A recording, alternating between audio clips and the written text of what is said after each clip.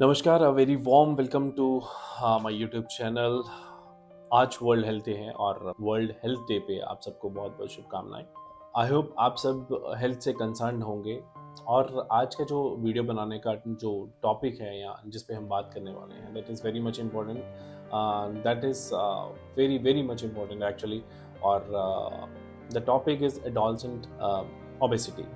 Yes, आपने हाल ही कुछ सालों में देखा होगा कि जो एज ग्रुप जो यंग एज ग्रुप है दैट कम्स अंडर 10 टू 19, उनमें ओबेसिटी लेवल बहुत बढ़ गया है। वो ओबेसिटी डिसीज से ज़्यादातर सफ़र कर रहे हैं और बहुत सारी चीज़ें उससे हो रही हैं, हेल्थ इश्यूज उससे आ रहे हैं। लाइक हार्ट हेल्थ पे इश्यूज आ रहे हैं, हार्मोनल इम्बैलेंस हो रहे हैं, कार्डियोवास्कुलर इश्यूज। तो इस तरह के इश्यूज आना बहुत बढ़ गए हैं। आपने देखा होगा ना, हार्ट अटैक का जो मैंने पोस्ट डाला था इवन की कि हार्ट अटैक बहुत ज़्यादा बढ़ गया है। जो 60-70s में होता है वो अब 30s में हो रहा है। इसका रीज़न जो था वो लाइफस्टाइल मैंने आपको बताया था जो मेरी पोस्ट में था।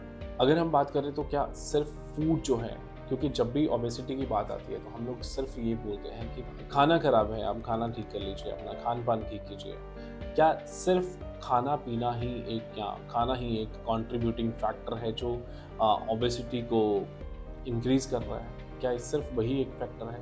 आई don't think so. There are so many things like feelings, habits and mental health. ये सारी चीज़ें इकट्ठी कंट्रीब्यूट करती हैं आपकी ओवरऑल हेल्थ के ऊपर, ओवरऑल वेलबींग के ऊपर। तो चलिए आज हम इसी के बारे में बात करते हैं, है ना। और ये वीडियो स्पेशली किसके लिए है?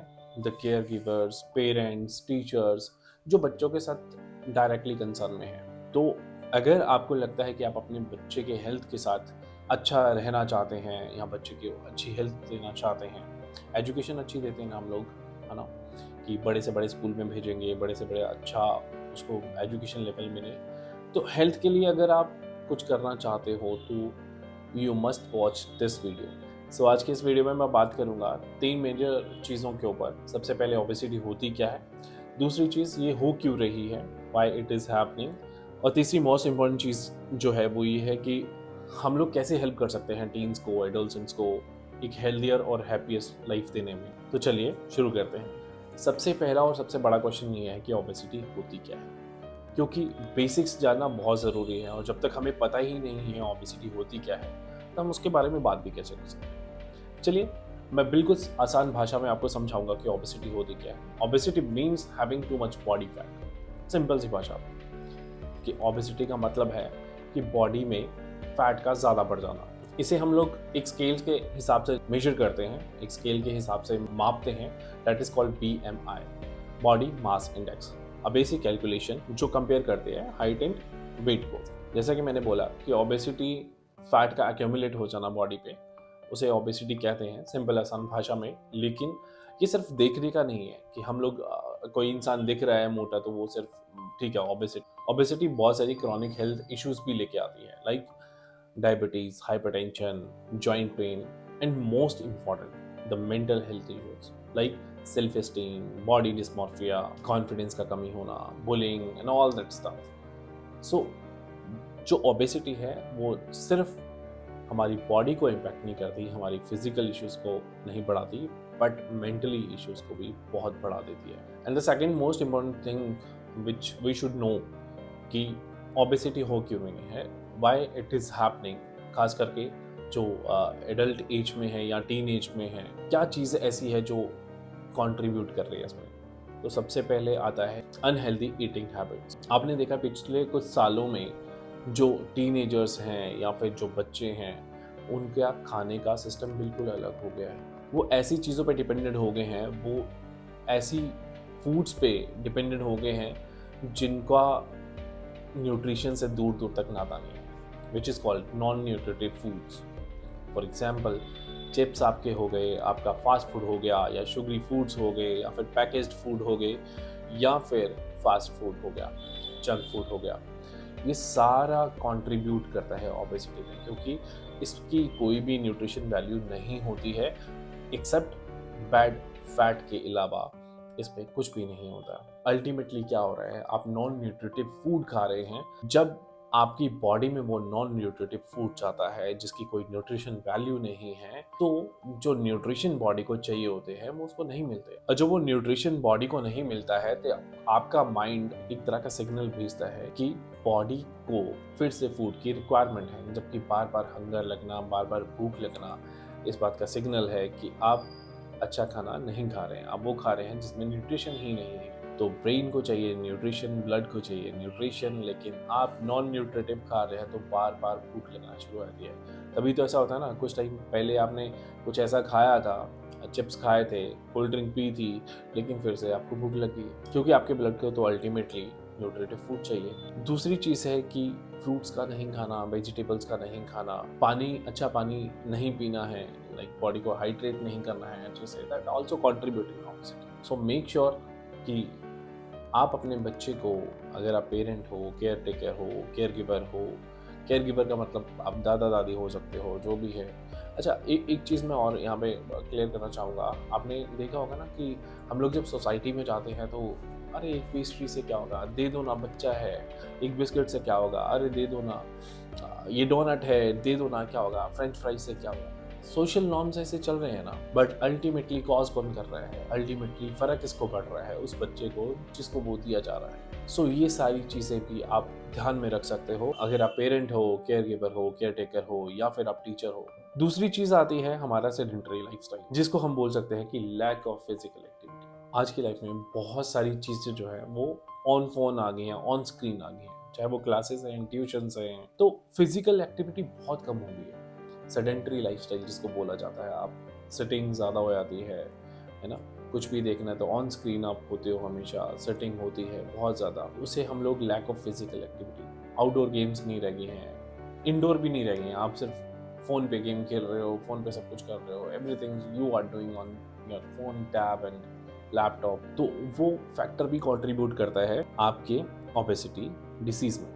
तो जब फिजिकल एक्टिविटी कम होगी और आप ऐसे फूड खा रहे होगे जिसमें कैलोरीज ज़्यादा है, तो वो जो एक रेशो होता है जितना हमें मेंटेन करने के लिए कैलोरीज को इंटेक करना होता है, या फिर वेट कम करने के लिए, बढ़ाने के लिए खाना होता है, वो अल्टीमेटली सब गड़बड़ हो जाता है। और अल्टीमेटली फिर से वही चीज़ आ रहती है कि आपके बच्चे या हमारे बच्चे या हमारी यंग जनरेशन जो है वो ओबेसिटी की तरफ बढ़ती जा रही है। स्कूल्स में जो पीटी का पहले एक पीरियड होता था जिसमें हम लोग फिजिकल एक्टिविटी करते थे, या आउटडोर गेम्स हैं, वो धीरे धीरे कम होती जा रही है। फिजिकल एक्टिविटी वहाँ पे भी कम होती जा रही है, which also leads in obesity. Emotional eating, that is very important thing. Emotional eating क्या होता है, जब भी आप स्ट्रेस में होते हो, जब भी आप परेशान होते हो, हमारे ब्रेन में ना एक हार्मोन रिलीज होता है, that is called cortisol hormone.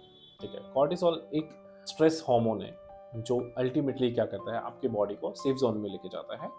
और उसका काम क्या होता है कि जब भी वो सेफ जोन में लेके जाएगा, उसको लगता है बॉडी को कुछ डेंजर होने वाला है, तो वो सेफ जोन में लेके जाने वाला होता है, तो क्या करता है, फैट को स्टोर करना शुरू कर देता है, सो दैट की बॉडी। देखो, जब भी हम लोग उसमें जाते हैं, मान लो कि मैं अगर पुरानी बात करूं, तो जब भी लोग समाधि लेते थे तो सबसे पहले वो खाना छोड़ देते थे, तो धीरे धीरे पहले फैट खत्म होता था, फिर उसके बाद मसल, फिर उसके बाद स्किन डिहाइड्रेट होके वो चिपक जाती थी सब। That was a process, that is biological process. तो जब भी टीन्स जो हैं वो सैड होते हैं या डिप्रेस्ड होते हैं, स्ट्रेस्ड होते हैं, है ना, तो वो इमोशनल ईटिंग करते हैं। उनको लगता है कि उनको भूख लग रही है, तो उसको माइंडफुल ईटिंग नहीं बोल सकते हम लोग, है ना, कि वो थोड़ा सा सोचते भी नहीं है उस टाइम। अगर कोई इंसान ये सोच ले कि मुझे सच्ची में भूख है कि नहीं है, तो शायद वो रुक जाए, बट अल्टीमेटली ऐसा नहीं होता, क्योंकि आप उस सिचुएशन से निकल रहे होते हो और अल्टीमेटली आपकी बॉडी, आपका ब्रेन जो है आपकी बॉडी को सेफ जोन में लेके जाना चाहता है बार बार बार बार बार बार।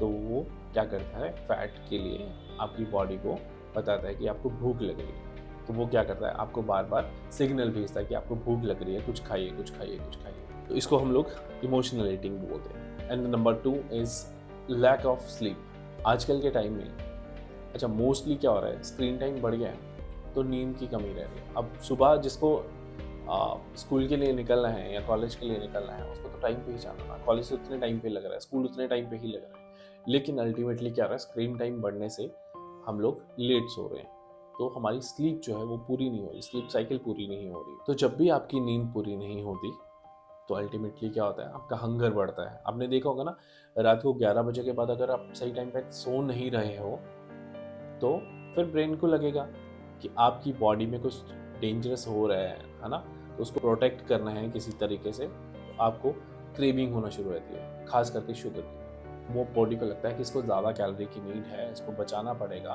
तो वो क्या करता है, शुगर की हंगर बढ़ा देता है। तो आप ऑब्जर्व करना कभी भी, आज इस वीडियो के बाद आप सुनना उसको, देखना उसको, समझना उसको, कि 11 बजे के बाद अगर लेट नाइट आप सो रहे हो तो अल्टीमेटली आपको हंगर का एहसास होगा और उसमें भी आपको क्रेविंग होगी शुगर की, क्योंकि शुगर में तो डायरेक्ट कैलोरीज होती हैं। इस तरह से ये एक और फैक्टर आ गया है। अब ये हो क्यों रहा है? सबसे पहले फैमिली लाइफस्टाइल। कुछ लोग जॉब पे जाते हैं, लेट आते हैं, लेट सोते हैं, वो एक रूटीन बन गया है, ठीक है। तो वो फैमिली लाइफस्टाइल जो है ना, वो कंट्रीब्यूट करता है लेट नाइट स्लीप में। और कई बार क्या होता है कि फैमिली की ही हैबिट हो गई है अनहेल्दी खाने की। आपने मूवी देखी, आपने चिप्स पकड़ लिए, कोल्ड ड्रिंक पकड़ ली, आपको बहुत भूख लगी है, बाहर से पिज़्ज़ा ऑर्डर कर लिया, बाहर से फूड ऑर्डर कर लिया। तो ये सारी चीज़ें जो फैमिली कंट्रीब्यूट कर रही है अल्टीमेटली अपने बच्चे को अनहेल्दी खाने में, वो भी लीड करती हैं कहीं ना कहीं ओबेसिटी की तरफ। तो फैमिली का कंट्रीब्यूशन किस तरह से है, ये भी बहुत इंपॉर्टेंट हो जाता है। Now this part is very much important कि how it effect teens really. सबसे पहले आता है फिजिकल। जो भी टीन्स जो हैं वो ओबेसिटी से सफ़र कर रहे होंगे, सबसे पहले तो वो फिजिकली बहुत एक्टिव नहीं होंगे, लेथार्जी फील करते होंगे, सुस्त फील करते होंगे, बहुत एक्टिव नहीं होंगे, कम एक्टिव रहेंगे, गेम्स में बहुत कम करेंगे, बहुत टायर्ड फील करेंगे, फिजिकल एक्टिविटीज जो है उनको अवॉइड करेंगे। और एक चीज़ बहुत कॉमन जो देखी गई है वो ये है कि बार बार बीमार होंगे। तो जितने भी जो ओबेसिटी जो ग्रेड्स में आते हैं, जो टीन्स आते हैं, वो मोस्टली बीमार जल्दी हो जाते हैं, इम्यूनिटी क्योंकि वीक होती है। तो ये फिजिकल सिम्टम्स हैं। Number 2, emotionally. अब इमोशनली कैसे इम्पैक्ट करता है, लेट मी टेल यू कि जितने भी ओबेसिटी से सफ़र कर रहे बच्चे होते हैं या टीन्स होते हैं, उनमें क्या दिक्कत होती है कि पहले तो वो घुल मिल नहीं पाते किसी के साथ। वो अपनी बॉडी को लेकर बहुत एम्बेरस फील करते हैं। जब भी कोई उनको मोटा बोलता है या चबी बोलता है या कुछ भी बोलता है ऐसा, ठीक है, अलग अलग नामों से बुलाया जाता है, तो वो अपनी बॉडी को लेकर बहुत एम्बेरस फील करते हैं। और जब भी ऐसी चीज़ें होती हैं तो वो मोस्टली सोशल जो सिचुएशंस हैं उनको अवॉइड करते हैं, लाइक फंक्शंस को, गेम्स को, है ना, बाहर खेलने नहीं जाएंगे, फंक्शंस नहीं अटेंड करेंगे, ठीक है। और बहुत एंशियस, डिप्रेस्ड फील करते हैं कि वो चीज़ें नहीं कर पा रहे हैं। इस तरह से वो इमोशनली बहुत वीक हो जाते हैं, इमोशनली बहुत डाउन हो जाते हैं, सिर्फ एक कारण की वजह से, दैट इज ओबेसिटी। और उससे भी बड़ी एक चीज़ है इमोशनली मैं बता रहा हूँ कि वो ना कभी कभी लेफ्ट आउट फील कर जाते हैं। लेफ्ट आउट मतलब कि सारे बच्चे गेम खेल रहे हैं लेकिन वो एक अकेला साइड में बैठा हुआ है, ठीक है, या बैठी हुई है, ठीक है। सारे लोग क्रिकेट खेल रहे हैं, वो अकेला साइड पे बैठा है क्योंकि वो नहीं खेल सकता, जल्दी थक जाता है, उसकी बॉडी उसको अलाउ नहीं कर रही है। इसी वजह से वो धीरे धीरे आइसोलेशन में जाना शुरू हो जाता है। अकेले बैठेगा, अकेले खाएगा, ठीक है, परेशान रहेगा, घर में भी अकेला, एक रूम में बैठ जाएगा, वहाँ पे अकेला रहेगा। तो वो सोशल सिचुएशन को अडेप्ट नहीं कर पाते हैं, सोशली एक्टिव बहुत कम रहते हैं। अब उससे क्या होता है, जब भी वो आइसोलेटेड फील करते हैं या लोनली फील करते हैं, तो वो क्या करते हैं, फूड को अपना सहारा बना लेते हैं। तो जब भी वो ऐसा फील कर रहे होंगे, फटाफट से फूड की तरफ जाएंगे, ठीक है। जैसे उनको लोनली फील होगा, डिप्रेस्ड फील होगा, तो they most prone to food. और वो भी फूड कैसा, जो उनको पसंद आ रहा हो, chips, cold drinks, French fries, what ever it is, fast food, ठीक, जोमेटो, स्विगी। और ये साइकिल चलता रहता है, चलता रहता है। बार बार वो आइसोलेटेड फील करेंगे, डिप्रेस्ड होंगे, food, isolated, depressed and food. तो इस तरह से ये साइकिल चलता रहेगा। Now the thing is what we can do, being a parent, being a caretaker, being a caregiver, being a teacher, हम लोग क्या कर सकते हैं, बहुत इंपॉर्टेंट है। याद रखिए, every small step make a big difference. तो सबसे पहले जानते हैं कि शुरुआत कहाँ से करें। पॉइंट नंबर 1, ईट बेटर एज फैमिली। घर पे खाना बनाएं, घर पे कुक करें, वेजिटेबल्स अलग अलग तरह की लेके आएँ, उन्हें कुक करें, फ्रूट्स ऐड करें, सैलेड ऐड करें, और कोशिश करें कि शुगरी ड्रिंक्स, फास्ट फूड घर पे ना आए। Number 2 is get moving together. Park में चले जाएं, सड़क पे चले जाएं, इवनिंग वॉक के लिए जाएं, मॉर्निंग वॉक के लिए जाएं, लेकिन अपने बच्चों के साथ थोड़ा सा टहलना शुरू करें। आप होम वर्कआउट्स कर सकते हैं, आप डांस कर सकते हैं, योगा कर सकते हैं, आप साइकिलिंग कर सकते हैं, लॉट्स ऑफ थिंग। ज़रूरी नहीं है कि जिम में जाके ही बैठना है। So start moving with your kids. Number 3, screen time को कम करें। अब वो कैसे कर सकते हैं? स्क्रीन टाइम को रिप्लेस करें मेडिटेशंस में, कुछ ऐसी चीज़ें जो एक्टिविटीज़ में काउंट हो। लाइक आप बुक रीडिंग कर सकते हैं, आप मेडिटेशन कर सकते हैं, हम ब्रीदिंग प्रैक्टिसेस कर सकते हैं। लाइक एक टाइम रख सकते हैं, बेड से इतनी देर पहले हमें स्क्रीन को छोड़ना है और इतनी ड्यूरेशन के लिए हमें ये प्रैक्टिसेस करनी है। हमें किताब पढ़नी है 10 मिनट के लिए, 2 मिनट के लिए, 5 मिनट के लिए। हमें 5 मिनट के लिए ब्रीदिंग एक्सरसाइजेस करनी है, ब्रीदिंग प्रैक्टिसेस करनी है जो आपकी नींद को इम्प्रूव करेगा। सो इस तरह से चीज़ें आप ऐड कर सकते हैं और अपनी स्क्रीन टाइम को लिमिट कर सकते हैं। नेक्स्ट है टॉक अबाउट फीलिंग्स। आपके बच्चे किस तरह से फील करते हैं? देखिए, जब वो इमोशनली भी इम्बैलेंस्ड होते हैं, डिप्रेस्ड होते हैं, सैड होते हैं, तब भी उनको हंगर इश्यूज आते हैं, बहुत ज़्यादा भूख लगती है और उस स्ट्रेस में वो खाते हैं। So try to talk with your kids, teens, so that कि वो अपनी फीलिंग को बता सकें। लिसन देम केयरफुली, अच्छे से सुने बिना जजमेंट के, और उनको अपनी बात रखने दें सो दैट कि वो शेयर कर पाएँ कि वो कैसा फील कर रहे हैं। Most important, support them. वो जो भी चीज़ बोलना चाहते हैं उसको ध्यान से सुने और सपोर्ट करें। There are lots of techniques आप जिस तरह से उनको सपोर्ट कर सकते हैं, so please do it. Next है मेक स्लीप प्रायोरिटी। टीन्स को कम से कम 8 से 9 घंटे की नींद ज़रूरी होती है। ये जो प्रोसेस है नींद का 8 से 9 घंटे का, वो उनको और एनर्जेटिक बनाता है, उनकी हंगर को कम करता है, एपेटाइट को स्ट्रॉन्ग करता है, उनमें एनर्जी और फोकस लेके आता है।